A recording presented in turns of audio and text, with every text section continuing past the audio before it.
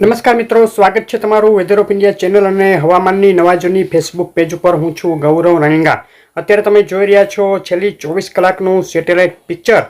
એક well mark low pressure મજબૂત સિસ્ટમ બંગાળની ખાડીમાં આ વિસ્તારો ઉપર સક્રિય છે, જ્યારે બીજી well mark low pressure system અરબ સાગરમાં પશ્ચિમ સૌરાષ્ટ્ર અને કચ્છના કાંઠે સક્રિય છે.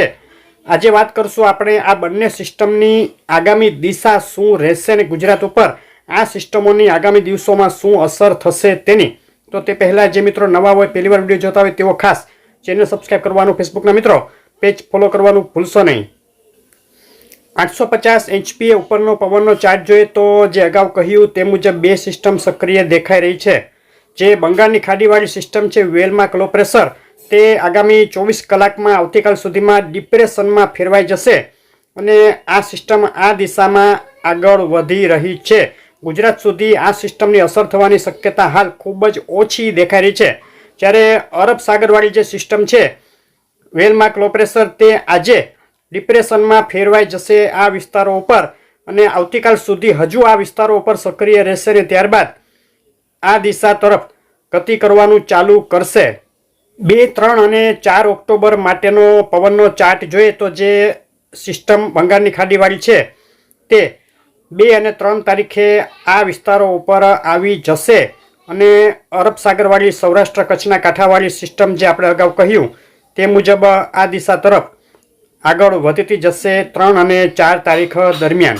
ત્યારબાદ 5 તારીખે ઉત્તર ભારતના વિસ્તારોમાંથી એક ખૂબ જ મજબૂત વેસ્ટર્ન ડિસ્ટર્બન્સ પસાર થશે, જેનો ટ્રફ અરબ સાગર સુધી લંબાઈ શકે છે, જેથી જે ગુજરાતવાળી સિસ્ટમ છે તે અહીં પહોંચી હશે ત્યારે તે આ જે વેસ્ટર્ન ડિસ્ટર્બન્સ છે તેના ટ્રફની અસર હેઠળ આવી જાય અને ફરીથી પાછી ફરે તેવી સંભાવના હાલ દેખાઈ રહી છે. આ સિસ્ટમ ફરીથી આ દિશામાં 6, 7, 8 તારીખો દરમિયાન ફરીથી ગતિ કરી શકે છે રિવર્સ થઈને અને સૌરાષ્ટ્ર અને મુંબઈ વચ્ચેના અરબ સાગરના વિસ્તારોમાં આવી શકે છે એક વીક લો પ્રેશર સિસ્ટમ તરીકે. અહીં થોડો ફેરફાર થવાની આગળ શક્યતા છે, તો તેના ઉપર આપણી નજર છે. ગઈકાલે પણ આપણે આ વાત કરી હતી, તો તે મુજબ અત્યારે દેખાઈ રહ્યું છે. સેટેલાઇટ પિક્ચરના પ્રોજેક્શનના આધારે જોઈએ તો છેલ્લી 6 કલાક દરમિયાનનું સેટેલાઇટ અત્યારે તમે જોઈ રહ્યા છો અને વેલ માર્ક લો પ્રેશર સિસ્ટમ અત્યારે આ વિસ્તારો ઉપર સ્થિત છે. લગભગ છેલ્લા 24 કલાકથી આ વિસ્તારો ઉપર જ સ્થિત છે. હજુ આગામી 24 કલાક સુધી આ વિસ્તારોની આજુબાજુ જ રહી શકે છે આ વિસ્તારોમાં અને ડિપ્રેશનમાં આજે ફેરવાઈ જાય તેવી સંભાવના છે. ડિપ્રેશનમાં આ સિસ્ટમ ફેરવાશે એટલે જે પશ્ચિમ સૌરાષ્ટ્ર આ વિસ્તારો અને કચ્છના પશ્ચિમ ભાગો અને જે કાંઠા વિસ્તારો છે તેમાં પવનની ગતિમાં વધારો થશે. પવનની ગતિ આજે રાતથી આવતીકાલ રાત સુધી આ વિસ્તારોમાં 40 કિલોમીટર કે તેથી વધુ નોંધાઈ શકે છે પ્રતિ કલાક પવનની ગતિ. ઝટકાના પવનો 50 કિલોમીટરથી પણ વધુ ગતિથી ફૂંકાઈ શકે છે. તો ખાસ સાવધાની રાખવી આ વિસ્તારમાં પવનની ગતિ અને સાથે જ જે એકદમથી કાંઠા વિસ્તારો છે કચ્છ અને સૌરાષ્ટ્રના, તેમાં મધ્યમથી ભારે વરસાદ પણ કેટલાક સ્થળે નોંધાઈ શકે છે ડિપ્રેશન સિસ્ટમની અસરથી આગામી 36 કલાક દરમિયાન.